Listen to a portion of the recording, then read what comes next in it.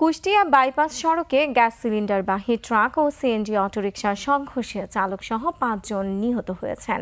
আর মৌলভীবাজারের শাহপুর এলাকায় pickup van ও অটোর সংঘর্ষে প্রাণ গেছে আরও ৩ জনের। প্রতিনিধিদের তথ্য চিত্রে ডেস্ক রিপোর্ট।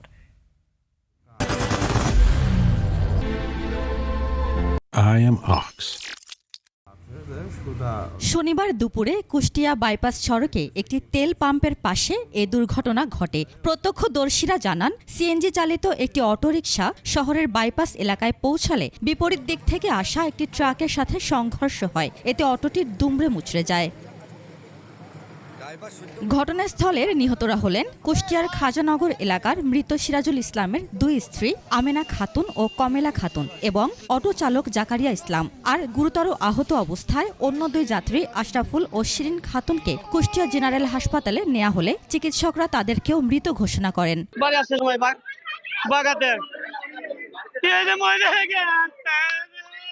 কুষ্টিয়া স্টোর তেল পাম্পের ভিতর ঢুকতে দেয়, তখন হলো সিএনজির সাথে মুখোমুখি সংঘর্ষ হয়।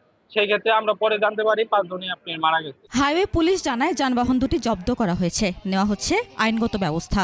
আমরা ওখানে যে দেখি 3টা স্পট ডেড আছে আর 2 জনকে হসপিটাল নিয়ে আছে।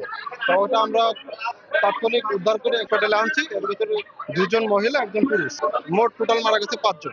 এদিকে গত রাতে মৌলভীবাজার সদর উপজেলার গিয়াসনগর শাহপুর এলাকায় পিকআপ ভ্যান ও সিএনজি অটোর সংঘর্ষে 3 জন নিহত হয়েছেন।